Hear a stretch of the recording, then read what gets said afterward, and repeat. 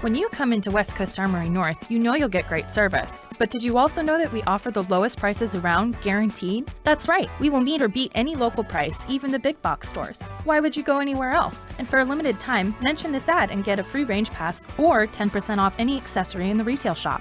Swing by the range and check it out, meet the sales pros in our store, and see those low prices you keep hearing about. Visit our website at westcoastarmorynorth.com and bookmark our news page for special events and promotions. We're also on social media. Just search West Coast Armory North. See you there. Thinking Tactically is a paid program. The information provided is not legal advice and should not be used in lieu of legal counsel. The views and opinions expressed by the hosts and their guests are not necessarily those of West Coast Armory North or this station.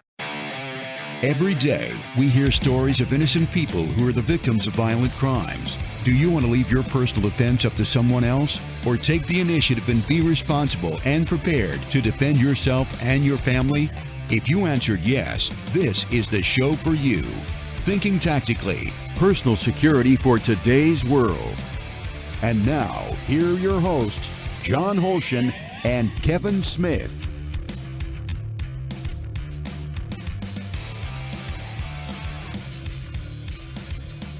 All right, welcome to Thinking Tactically. This is our inaugural episode here. How are you doing today, John? Very well, thanks. So, John, why don't you go ahead and tell our listeners a little bit about your background and what you know about firearms and self-defense? Sure. Well, I own West Coast Armory North, a gun store and range in Everett, Washington. Prior to that, I've been in the firearms and tactics training community for about 25 years, both while I was active duty military. It was something I did on the side, as well as since I've retired.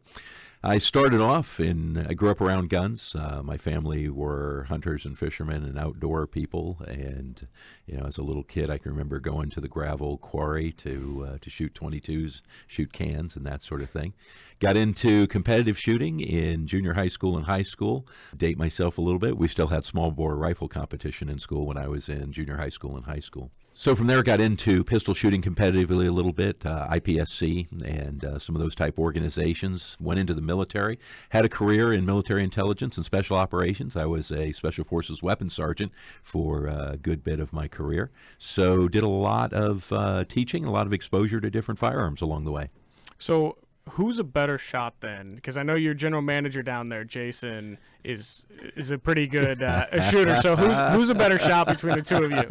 I'm not going to take Jason on at long range, but I'll put him. I'll have a challenge at short range with pistols anytime, but I'm not going to compete with him with a rifle. Okay, I remember talking to him when he was talking about his long range rifle shooting. Oh yeah, absolutely. I was a little scared. We're going to get him in here sometime to talk about that because he really is an expert on that topic. That sounds great. And to give a little bit of my background, I went to Washington State University. I have a degree in criminal justice. I worked for the police department there as an intern while I was a student. And I spent the last 7 years working several different security jobs, where I've spent the last 4 years where I was a school safety officer working in a high school. So I've got a little bit of background there with the security world. Absolutely. We're going to be enjoying some topics throughout the show of different areas of firearms, safety, things that people can take and learn about the community, what we can do to keep ourselves as safe as we can, right? Absolutely. Near and dear to my heart are tactics. Although I like to talk guns, I love guns and all guns. One of my thoughts are that at the beginning level we tend to talk about guns and equipment, and that's fine. As we learn a little more, we start talking about techniques, how we do things mechanically. But eventually it gets down to how you think about this stuff, how you live your life, and that's what we call tactics. Yeah, and incorporating all of that into your home, your work, like different places to make sure that you're keeping yourself, your family, your environment safe as well. Absolutely. All right, today's episode, we are going to be talking about active shooter situations, what to do, what's going on in the world around us with some firearms news. We're going to be joined by a special guest, Stephanie Kerns, owner of West Coast Armory North and a founding member of Northwest Women's Shooting Network, to talk about women in firearms. And then we're going to be talking about how to fit yourself with the best firearm for you. If you have any questions or topics you'd like to hear about, please email us at thinkingtactically@gmail.com, and we will get to them next week. We're going to take a short break here, and we'll be right back.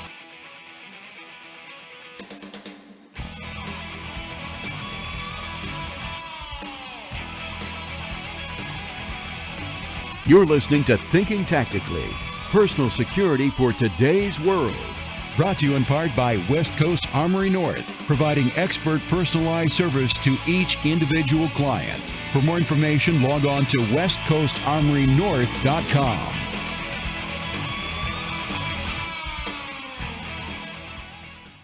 West Coast Armory North is known for its low prices and great customer service. But did you know we have training classes as well? In fact, we're introducing a new course, Handgun 101, designed with new and returning shooters in mind. Our Handgun 101 course is 3 hours long, covers handgun marksmanship, how to load, unload, and safely handle and fire a variety of handguns. All equipment is provided, and you'll leave with a free bronze membership to our range. All this for just $75. Sign up now on our website under the Classes tab at westcoastarmorynorth.com.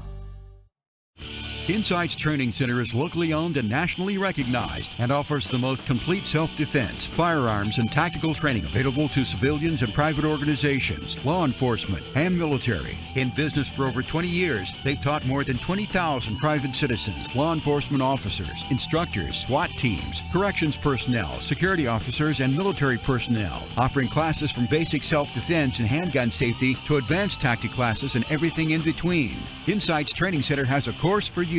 Their professional instructors come from highly specialized and thorough backgrounds in law enforcement, military special operations, and the private sector. Visit InsightsTrainingCenter.com for a complete list of upcoming classes. The Northwest Women's Shooting Network is a comprehensive resource in person and online for all women's shooting needs and questions. Everything from basic education to continuing education, we're here to help you find and buy the right gun for you, get the proper skills for personal protection, and to create a welcome and safe environment to learn with other women. Coming from over 30 years of combined experience in the shooting industry, we are mothers, sisters, wives, and just plain awesome gals. In other words, just like you. Our commitment is to help you become an informed, skilled, confident woman. We are based out of West Coast Armory North in Everett, Washington, minutes north of Seattle. We offer a variety of events, seminars, training, and more. Already we have hosted a variety of events such as Kids Safety Day, Ladies Night Out, and shopping events. And we also hold regular women-only classes in addition to our Ladies Shooting Club and Ladies League. At the range, we have over 70 rental firearms for you to try before you buy, and every Thursday is Ladies Day. Find us at westcoastarmorynorth.com under the Women's Network tab and on Facebook at Northwest Women's Shooting Network.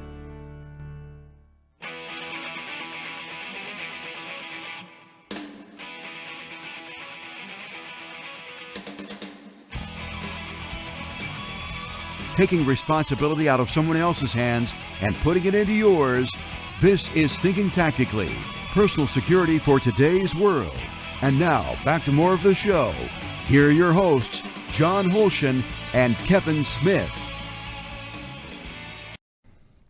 All right, welcome back. We're going to be talking about what's going on with firearms in the news. I know, John, you've got a couple stories of things going on right now or that have happened in the last few weeks. Absolutely. If we start off with, and both of these really are kind of lessons learned type thing. And, you know, that's how we want to learn our lessons, right, is by somebody else's mistakes, hopefully, rather than our own. Not by our own mistakes. Yeah, absolutely. So the first one comes from Lancaster County, Pennsylvania, where it seems there were 7 people that were shooting. They're just enjoying themselves. They were having a little bit of a cookout. They got some guns out and said, hey, let's just do a little plinking. I've actually looked at this on Google Maps to kind of see where they were.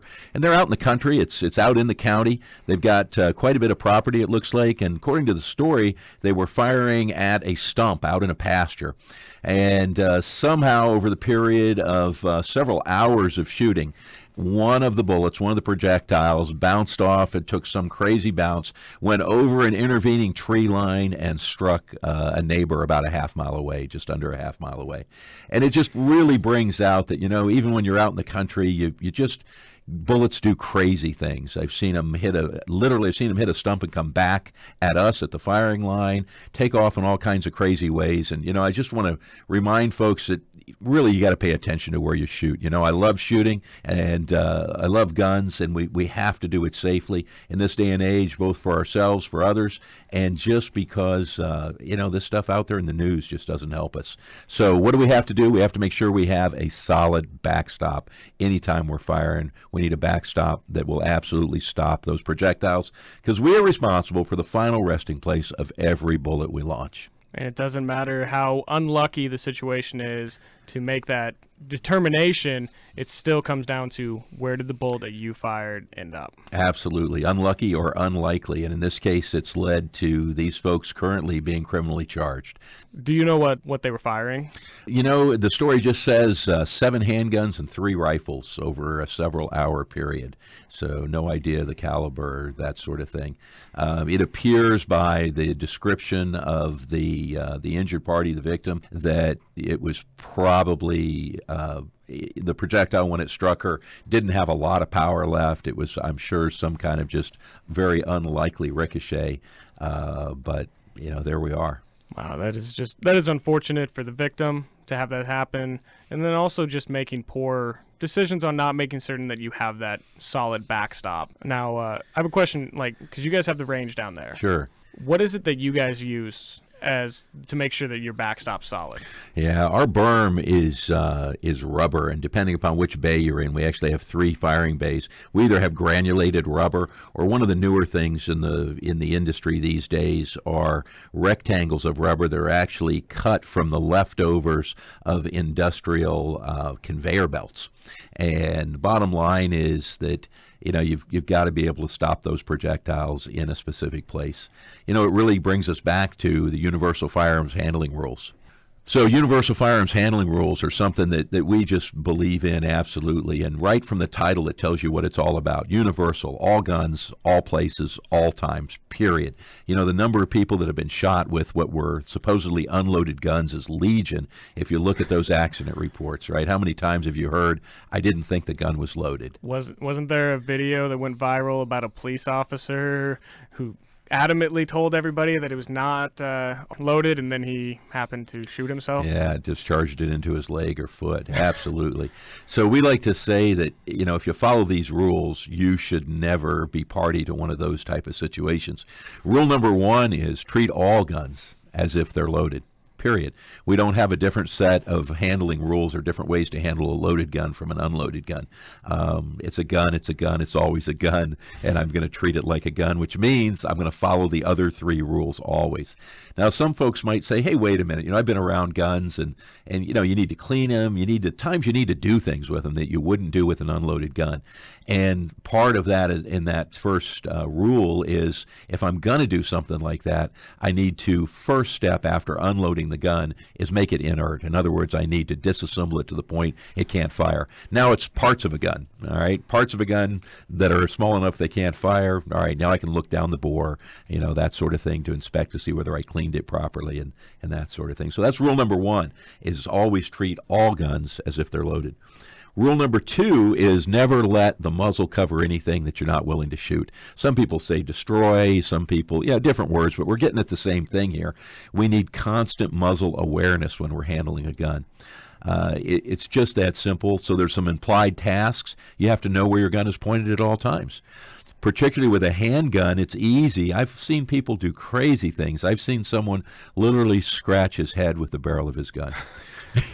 Wow. Yeah. And one of the clues that we see there is, if they have the gun in their hand and their hand is just dangling down at their side, you don't really pay attention to what your hands are doing when they're dangling down at your side. You lose track of the fact you have a gun, and then that's when I start seeing things like gesturing with the gun, pointing with the gun, as I mentioned, scratching his head with the gun. We keep that gun up into our working area above our waist. When we can, we keep 2 hands on it. We stay aware of where it's pointed at all times, and we keep it oriented in the safest direction available to us at the time. It's easy on the range. You've got a berm down range designed to catch bullets, but what about in your home? Well, you have to think about where is the safest direction available to me and keep it oriented there. Rule number 3, keep your finger indexed above the trigger guard unless you are on target and have made the decision to shoot. You know, off the trigger is not enough. A man by the name of Anoka, a exercise physiologist, did some studies, and he found there were 3 circumstances that could cause someone to fire a handgun and have no intention of doing so. And they all have to do with a muscular contraction in your hand. The first is simply if you're startled or scared. You know, a natural startle response is muscular contraction. If your finger is on the trigger or even in alignment with the trigger, even if you're outside the trigger guard, but your finger's in a straight line to the trigger, if you have that muscular contraction, you're going to hit the trigger the gun's going to fire. So we teach you to elevate your finger up at an angle up onto the receiver or the slide, so that even if you clench your hand, you're not going to hit the trigger. All right, so those are the three? That's three. We got one left, and All the right. last one comes back to that Lancaster County, PA story, and that is be sure of your target and what is behind and beyond your target. All right? Bullets do not just stop when they pass through the target. They keep going in many cases for quite a long ways. So that brings us back full circle to that. You got to know what's going to stop your bullet. If you don't know what's going to stop it, you shouldn't be firing it. It's just that simple. There you go. Make sure you follow those rules when handling firearms. I had a question, though. We were talking about the range and what was stopping it. What level do you guys, or what types of firearms can you shoot at your range? Well, you know, we could stop the berm could stop calibers of greater power than we actually want to be beating on it regularly. So we can shoot all handguns on our range. Rifles, we stop at 30-30, 5.56, your common, you know, AR type of caliber, as well as 7.62 by 39, the AK round. All of those are kind of mid-power rifle rounds, and we can handle those without undue wear and tear on the range itself. Okay, so you can actually get out there and shoot most of what people are looking to at the range. Yeah, absolutely. You know, it's great even if you're going to take that rifle out. I mean, we love to get our rifles out at longer distance and work them out. But, you know, I start at least with a 25-yard zero, and then move to 100, confirm that zero, and then move on out as far as the range will let me and my capabilities. Well, and I'm not very good with the long rifle like the AR, AK-47 type. I have the worst luck at shooting those and actually hitting the target. So it's probably better for me to stay with the short range at the beginning anyway. Well, I'll tell you, if you can shoot a handgun well, it's just a case of needing to learn a few other things to be able to shoot a rifle well. It's, you know, in the competitive world that I came from, pistol shooters can almost always be turned into rifle shooters, competitors that is, not necessarily the other way around. So you're off to a good start with a handgun. All right. So obviously the lesson out of this story is make sure you're aware of what is your backstop, where that bullet's going to end up, or where it could end up. Exactly. And make sure that you have a solid backstop that will stop the momentum of the bullet and not allow it to travel where you don't want it to. That's it. Absolutely. All right, and I know you got one more story for us. Sure. Yeah, this comes out of Arizona. This is a case where a police officer was involved in a shooting, and you know whether that shooting, whether the shooting was justifiable at all, has come into question now. And frankly, you know, I don't have all the story. Nobody has all the story at this point. So I'm not trying to make a judgment here at all about whether this shooting was a good shooting or not.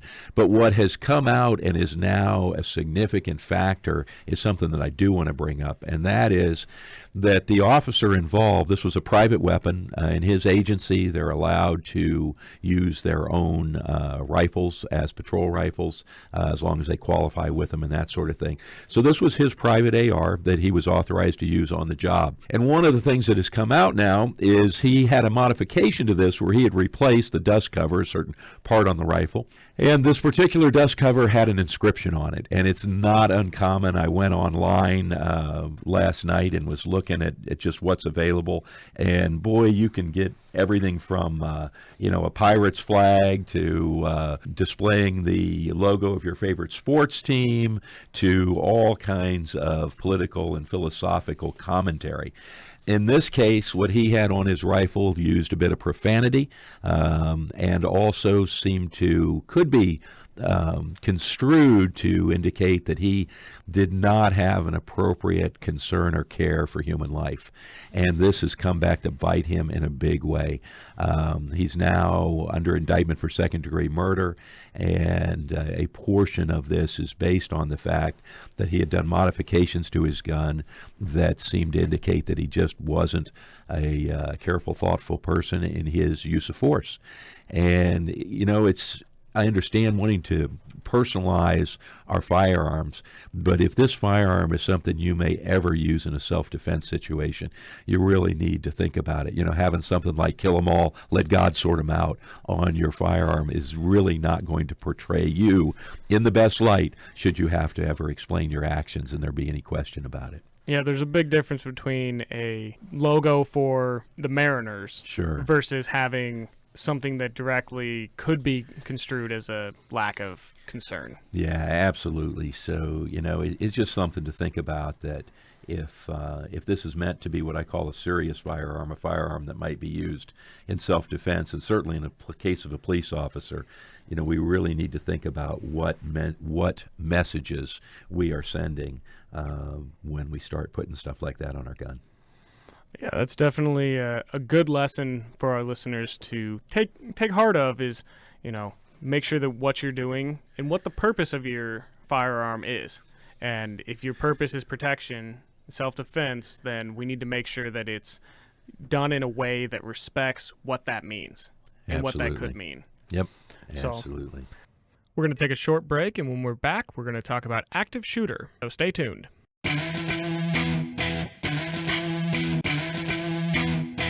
You're listening to Thinking Tactically, personal security for today's world. Brought to you in part by Insights Training Center, offering the most complete self-defense, firearms, and tactical training available to citizens, private organizations, law enforcement, and military. Online at insightstraining.com. When you come into West Coast Armory North, you know you'll get great service. But did you also know that we offer the lowest prices around, guaranteed? That's right, we will meet or beat any local price, even the big box stores. Why would you go anywhere else? And for a limited time, mention this ad and get a free range pass or 10% off any accessory in the retail shop. Swing by the range and check it out, meet the sales pros in our store, and see those low prices you keep hearing about. Visit our website at westcoastarmorynorth.com and bookmark our news page for special events and promotions. We're also on social media, just search West Coast Armory North. See you there. The Northwest Women's Shooting Network is a comprehensive resource in person and online for all women's shooting needs and questions. Everything from basic education to continuing education, we're here to help you find and buy the right gun for you, get the proper skills for personal protection, and to create a welcome and safe environment to learn with other women. Coming from over 30 years of combined experience in the shooting industry, we are mothers, sisters, wives, and just plain awesome gals. In other words, just like you. Our commitment is to help you become an informed, skilled, confident woman. We are based out of West Coast Armory North in Everett, Washington, minutes north of Seattle. We offer a variety of events, seminars, training, and more. Already we have hosted a variety of events such as Kids Safety Day, Ladies Night Out, and shopping events. And we also hold regular women-only classes in addition to our Ladies Shooting Club and Ladies League. At the range, we have over 70 rental firearms for you to try before you buy, and every Thursday is Ladies Day. Find us at westcoastarmorynorth.com under the Women's Network tab and on Facebook at Northwest Women's Shooting Network. Welcome back to the radio show dedicated to information and education about defending yourself. Thinking Tactically, personal security for today's world. Once again, here are your hosts, John Holshin and Kevin Smith. All right, welcome back.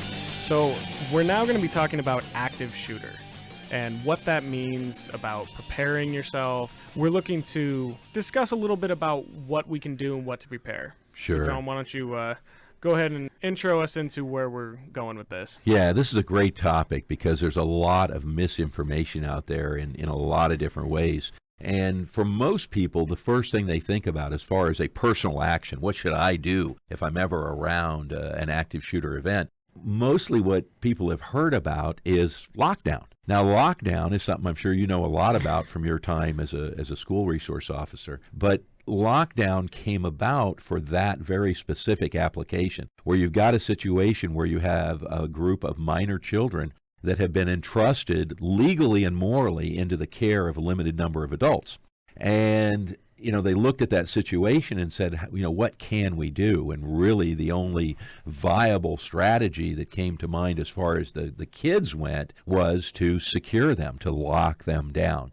Now, there have been some real tragedies that have happened in school shootings, and some of them have been related to this policy that really brings out if you're going to lock down, you have to have a secure place to lock down. The idea here is we need to separate the bad guy from that pool of potential victims, because an active shooter, that's what they're all about, is they're looking for a high body count. They're looking for access to as many potential victims. Now, I'd like to bring it up because that actually is not the best in current thinking for how to respond to an active shooter for the average person. The mnemonic that we use now is run, hide, fight, and that's in order of priority. Run is the first thing. We want to just bomb burst out of there if at all possible, so that you don't have that concentration of victims that the shooter can make contact with and harm. So, that's, if you're thinking about personal preparation, certainly in any of the places that you frequent, you need to be thinking about, what are my ways out of here? What are my routes of egress? And a lot of this will overlap with fire plans, fire response plans, right? We don't hide from a fire.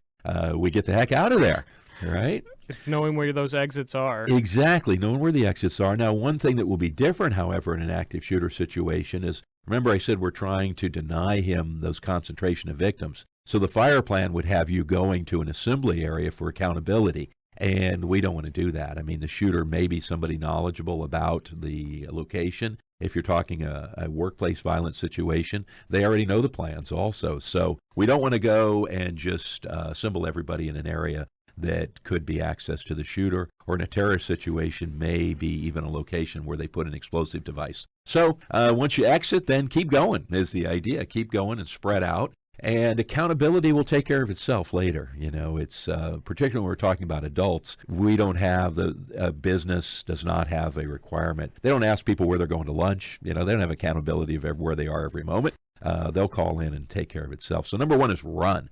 Yep. If you can't run, you can't get out. Then we go to hide, which of course is your lockdown. And there we need to think about, what can we do to make that location secure? A lot of your interior doors just aren't very strong and would be easily breached. But if you're in an interior office with a door that opens inward, if you could spin your desk around, put it against the door, tip a file cabinet over between your desk and the wall across from it, how far across? Could you make a solid stream of furniture all the way to the opposite door? If not, how about you get your desk against the door and then you sit down with your back to the desk and your feet on the wall across from you? Now you might say, oh, well, he could just shoot through the door. Yeah, but the angle, the likelihood that he'll know the exact angle to shoot through, plus you've got the thickness of the desk and whatever's in it to potentially protect you as well. So we really need to think about, how we can secure a location if we're planning on locking down. The last strategy, fight. Well, yeah, it's last in the way we're discussing it, but could you run into the bad guy on the way out while you're running? Yeah, absolutely. Could he get into the place where you're hiding? Yes, potentially. Or come through that door before you get it fully secured. So even while doing the other things, we need to make personal decisions in advance about what we will do to protect ourselves. And as I said, it's a personal decision. Everybody gets to decide for themselves. But, if you talk to particularly parents and you say, what would you do if your child was in physical danger? What would you do to protect them? And the answer is anything. They do anything and everything possible. They don't ask how big the guy is. They don't ask, if he's armed or not. All they want they're going to get themselves in there and they're going to fight. And I encourage people to think of it in terms of, does your loved one not deserve your continued presence in their life for the things that you bring to them? And why would you not fight for yourself with the same intensity you would fight for your loved one? So being prepared to fight with whatever tools are available to you. Yes, myself and kind of where I come from is part of the gun culture, and you can't always have a firearm. So what is available to you? Improvised weapons are things that not only just happen to be in the environment, but they might be things that I introduce into the environment in advance, such as, we talk improvised weapons. It really falls into two categories. They're either what I call hitty things or pokey things, and it's hard to find. No, and that's where, with the school environment, they are moving to the run, hide, fight a lot more. Unfortunately, the incidents that happened with Sandy Hook led to some new perspective on what needed to be done. Yeah, and absolutely. When I was working as a school safety officer, I was also a fast pitch coach, and one of my assistant coaches was a teacher who happened to have one of my bats. Yep, there you go. With her as a prop to promote the sport. Yep. And there might have been an incident in a lockdown drill where she might have almost hit my boss with a bat because he did not identify himself before he went in to try to open the door. Well, good for and her. She was standing right next to the door doing exactly what I told her to do, Yep. which is you stand there and you use that bat to protect your students and yourself. Absolutely. Is that not what we would want as a parent, what we would hope for? We can't demand it of them, but boy, you sure hope for that. Well, yeah, I mean, the situation comes down to is if you stand there and you just wait inside that door, in that hiding spot, there's only so much that's going to do for you.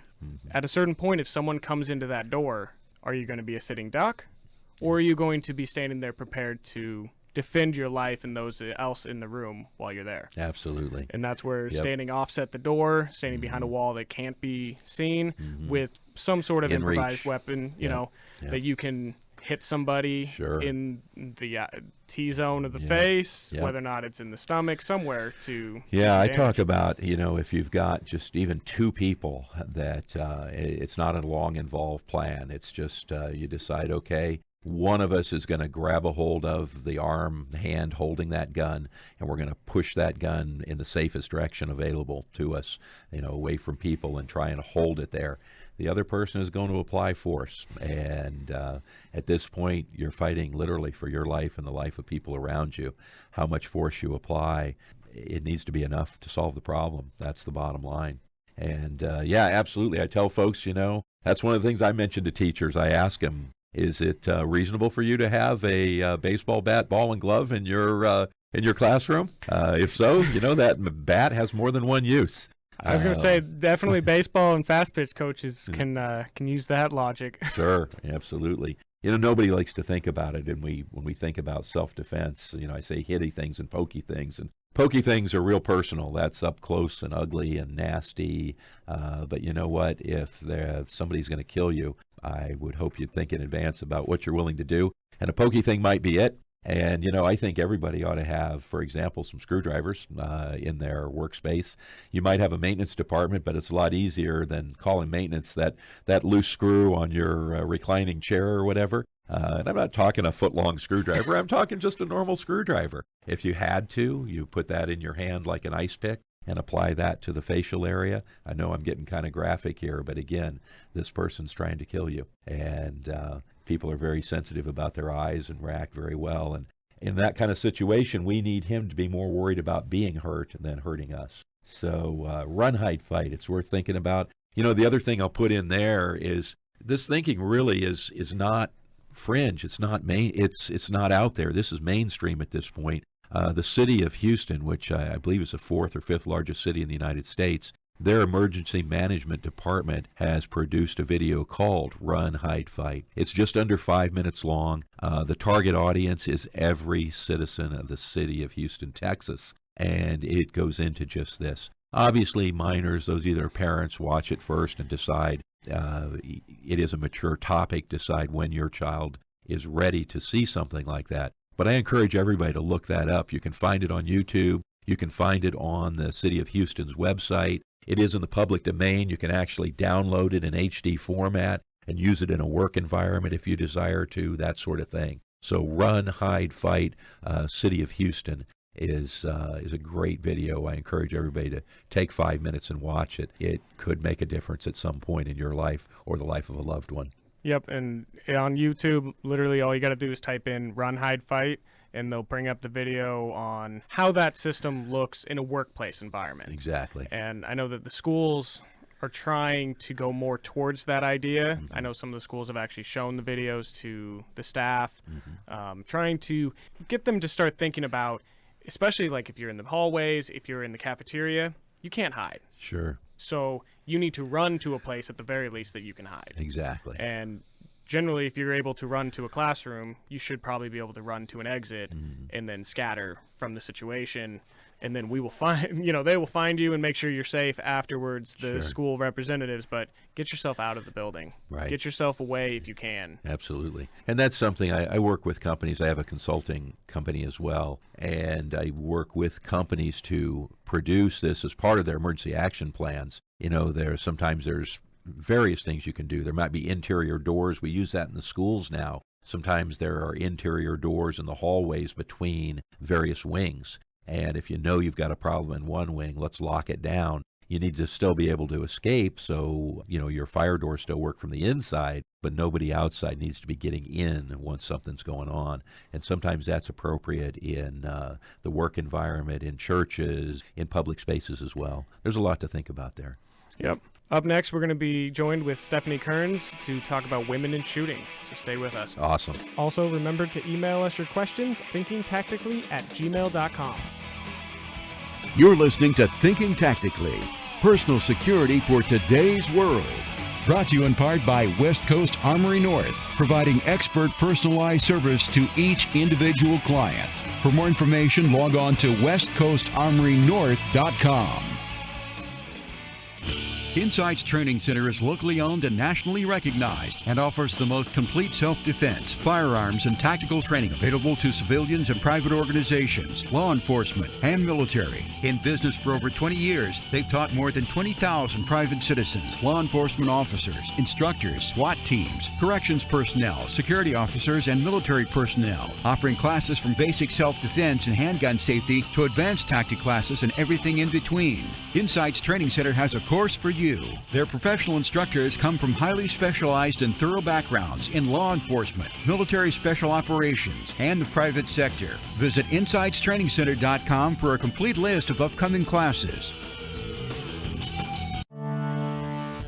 The Northwest Women's Shooting Network is a comprehensive resource in person and online for all women's shooting needs and questions. Everything from basic education to continuing education, we are here to help you find and buy the right gun for you, get the proper skills for personal protection, and to create a welcome and safe environment to learn with other women. Coming from over 30 years of combined experience in the shooting industry, we are mothers, sisters, wives, and just plain awesome gals. In other words, just like you. Our commitment is to help you become an informed, skilled, confident woman. We are based out of West Coast Armory North in Everett, Washington, minutes north of Seattle. We offer a variety of events, seminars, training, and more. Already we have hosted a variety of events such as Kids Safety Day, Ladies Night Out, and shopping events. And we also hold regular women-only classes in addition to our Ladies Shooting Club and Ladies League. At the range, we have over 70 rental firearms for you to try before you buy, and every Thursday is Ladies Day. Find us at westcoastarmorynorth.com under the Women's Network tab and on Facebook at Northwest Women's Shooting Network.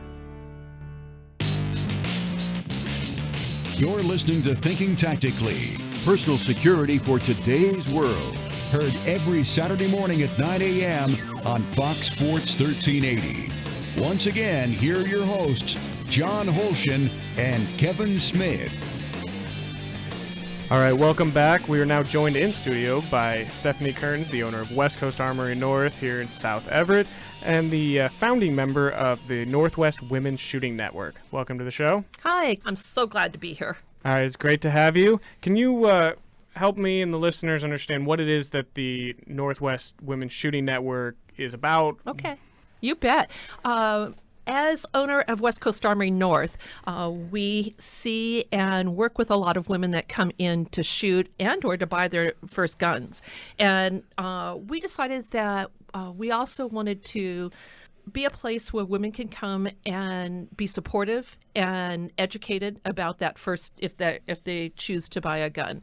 So our commitment at Women's Shooting Network is to be a comprehensive resource for women in the industry. When I first started 20 years ago, there wasn't a whole lot of women out there. So I was very fortunate to have people in my life, men in my life, to help me make that first choice of buying a gun. And since then, we know that women are the fastest growing market in this industry. And with that, I want to make sure that women are educated. And so when they go into, if they are interested or thinking about buying a gun, give them resources to be able to make that decision. It's a hard decision. It's a complicated and complex decision. So if we can help with that, that's what we want to do. Excellent. No, and that's a great thing to be able to have women that are able to help other women get involved in firearms. Because I'm guessing that it's a lot of women that down there at West Coast Armory that are helping new shooters get involved, right? Indeed. So not only do we have an online presence with the Northwest Women's Shooting Network, we have an in-store presence also. So our whole goal is for the people that are local, they can benefit by coming into our store at West Coast Armory North. And for the people that aren't but are still interested, we can connect them online with some of the questions and answers that they have. What type of events or activities do you guys Excellent. do? Oh my gosh, we have a wide variety of things. We have a ladies zone inside our range, inside the pro shop, and what that consists of is a lot of product and gear designed for women. And so we can kind of walk them through what their options are. We have Ladies' Day on Thursday at the range. It's all day. Ladies can come in and either rent a gun for free or have a lane for free and kind of get an idea of what a shooting range is like for the first time maybe, and having women there to help them out with that. Also, we have Ladies League. And we are looking at that women all the way from very beginning stages of skill building. We have what's called Ladies Club. That allows women to come on a 4-week session to learn about shooting and skill building and educating and proper way to handle a gun. And then if they are comfortable and they want to go on, we have the league. The league is a little bit of a competition, a friendly competition among women. All of this is under myself and other instructors there. So we are there to help and coach and make sure that the women are getting what they need, having fun, creating an environment where other women can come together and talk about their firearms experience. That's awesome. You know, we have so much to offer. We do free seminars for women. We have offered in the past a free seminar on concealed carry for women. It helps them, educate them a little bit about what options that are out there if they're considering that. Again, that's a personal decision on if they choose to do that or not. And it also can be a complicated decision.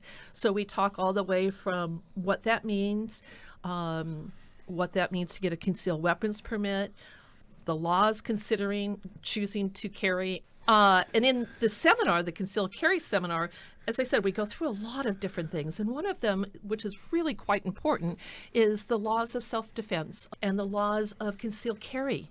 We want to make sure that not only if you've made that decision, you know what the laws for that are. We also offer quite a number of classes in family and kid safety.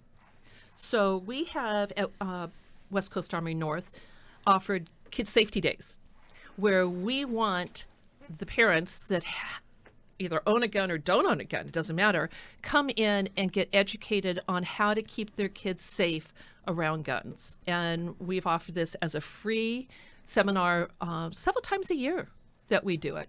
I'm talking about all the things that we can do at West Coast Armory North, but I want our listeners to know that we do have an online presence also, so that if you have all these questions and you can't come into our store, please look us up on our website under Northwest Women's Shooting Network and our Facebook page.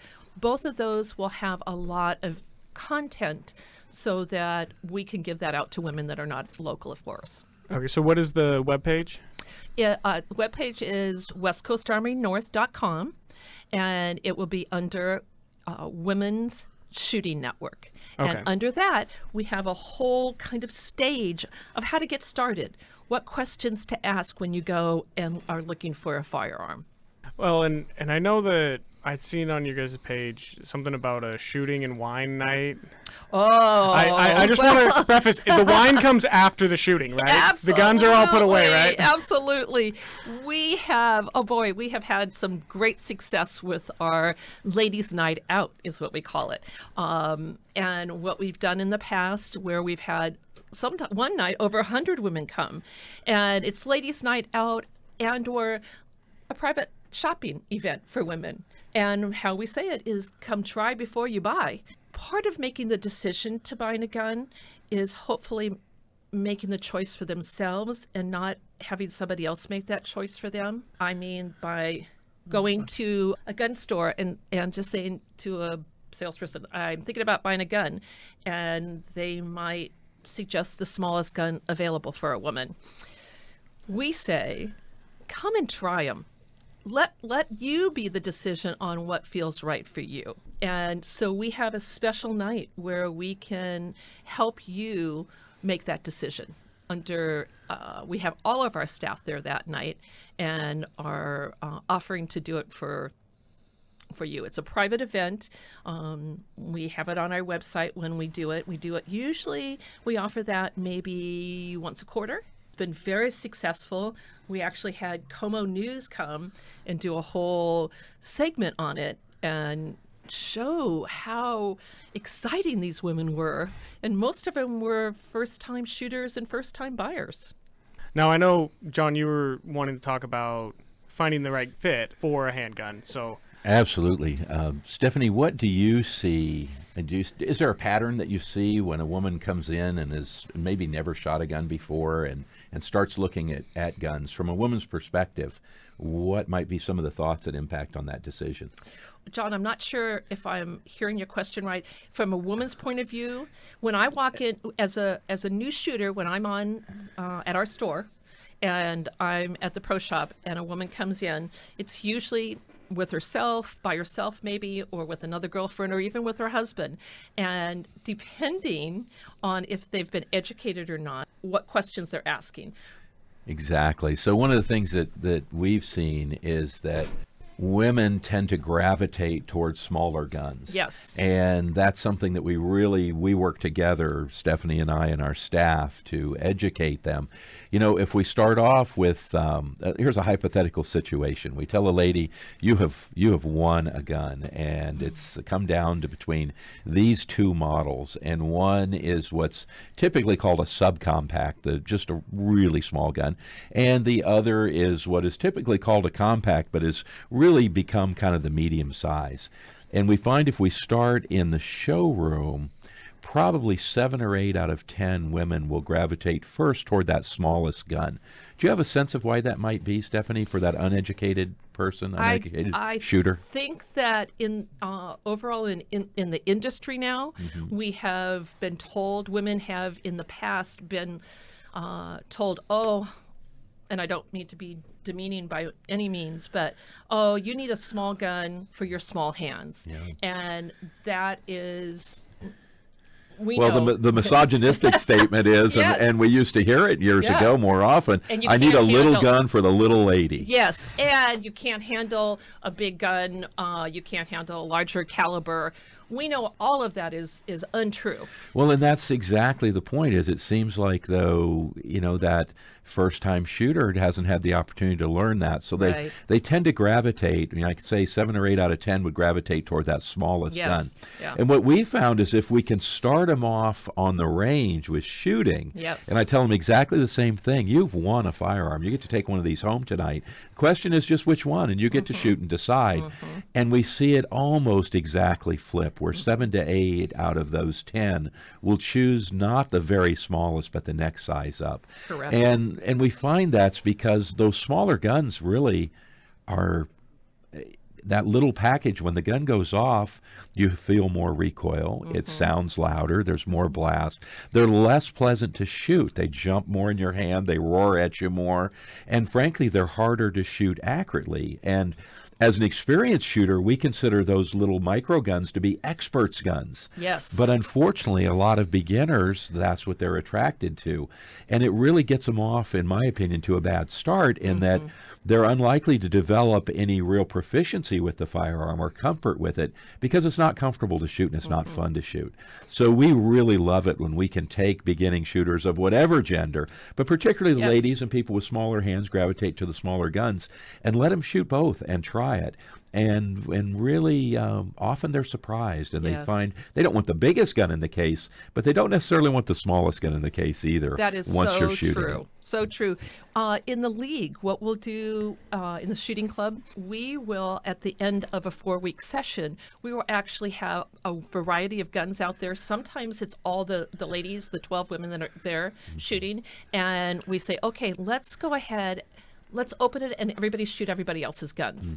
And they're shocked at how much they like the bigger guns.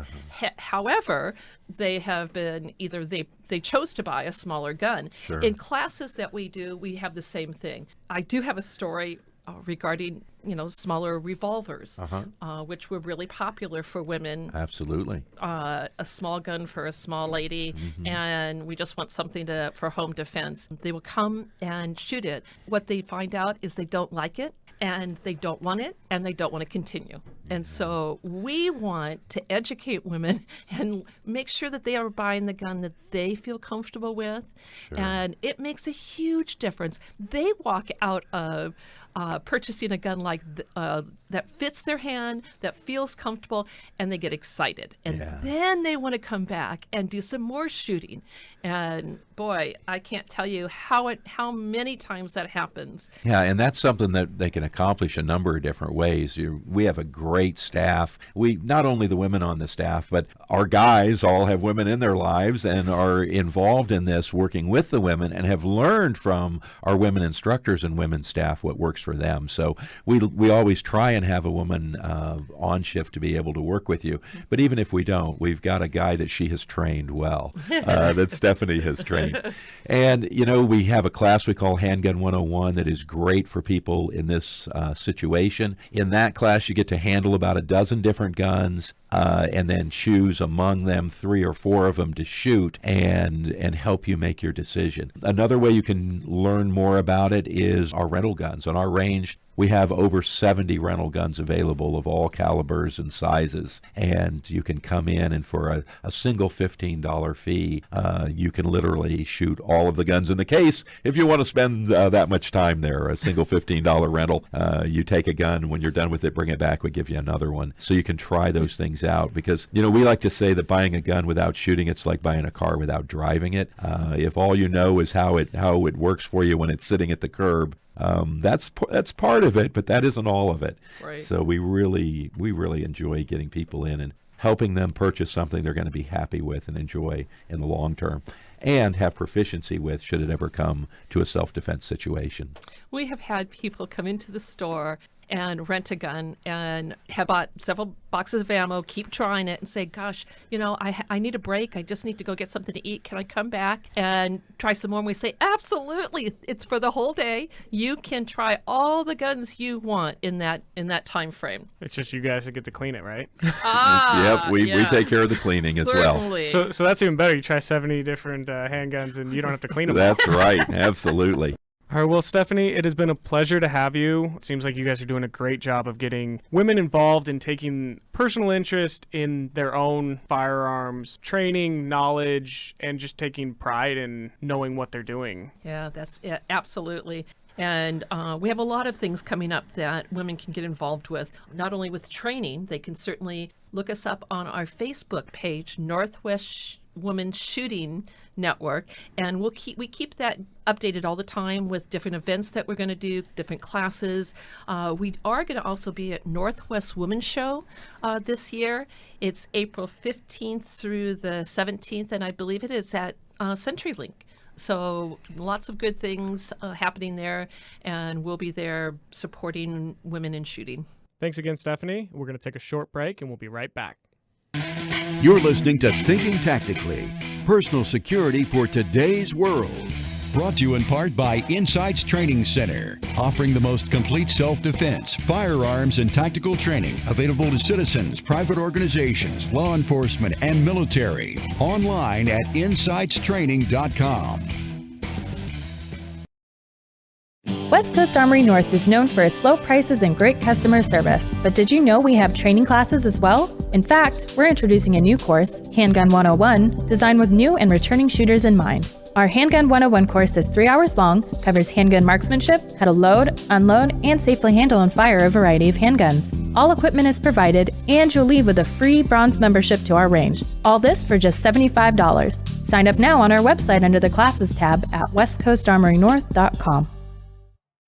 Insights Training Center is locally owned and nationally recognized and offers the most complete self-defense, firearms, and tactical training available to civilians and private organizations, law enforcement, and military. In business for over 20 years, they've taught more than 20,000 private citizens, law enforcement officers, instructors, SWAT teams, corrections personnel, security officers, and military personnel, offering classes from basic self-defense and handgun safety to advanced tactic classes and everything in between. Insights Training Center has a course for you. Their professional instructors come from highly specialized and thorough backgrounds in law enforcement, military special operations, and the private sector. Visit InsightsTrainingCenter.com for a complete list of upcoming classes.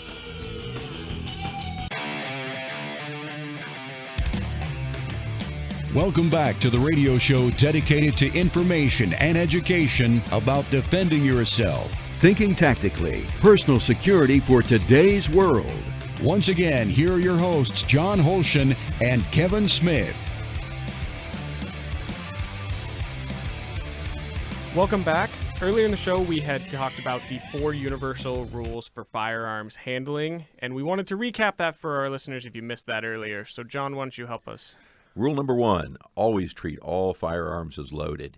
You know, as I mentioned, the number of people that have been shot by guns somebody thought were unloaded is just uncountable almost. So we're not going to fall prey to that. We're always going to treat all guns as loaded. That's rule number 1. That also tells me I'm always going to follow the other 3 rules. The second rule is never let the muzzle cover anything I am not willing to shoot. Definitely never let it cover a human being or point at a human being that I don't intend to shoot. That means I have to have muzzle awareness. I have to understand, be thinking about where my muzzle is pointed at all times. Rule number 3, keep your trigger finger indexed above the trigger guard unless your sights are on target and you've decided to fire.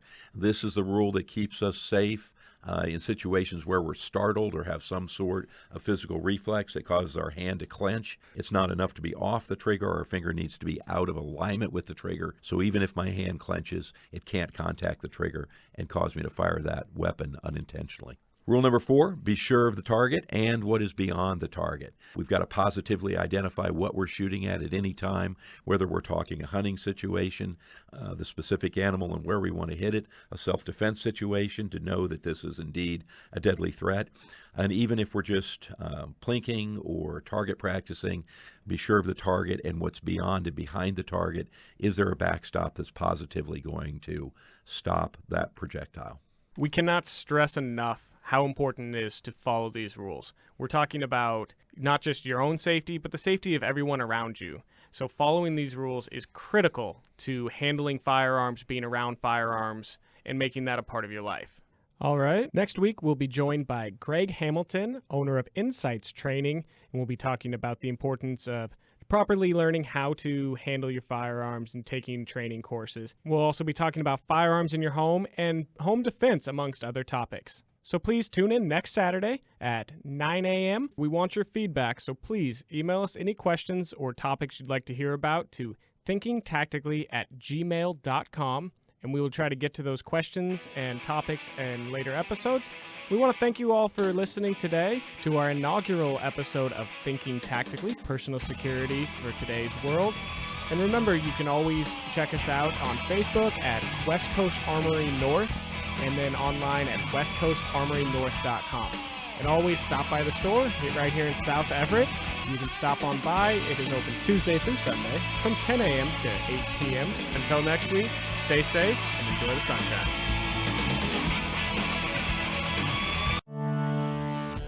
The Northwest Women's Shooting Network is a comprehensive resource in person and online for all women's shooting needs and questions. Everything from basic education to continuing education, we are here to help you find and buy the right gun for you, get the proper skills for personal protection, and to create a welcome and safe environment to learn with other women. Coming from over 30 years of combined experience in the shooting industry, we are mothers, sisters, wives, and just plain awesome gals. In other words, just like you. Our commitment is to help you become an informed, skilled, confident woman. We are based out of West Coast Armory North in Everett, Washington, minutes north of Seattle. We offer a variety of events, seminars, training, and more. Already we have hosted a variety of events such as Kids Safety Day, Ladies Night Out, and shopping events. And we also hold regular women-only classes in addition to our Ladies Shooting Club and Ladies League. At the range, we have over 70 rental firearms for you to try before you buy, and every Thursday is Ladies Day. Find us at westcoastarmorynorth.com under the Women's Network tab and on Facebook at Northwest Women's Shooting Network.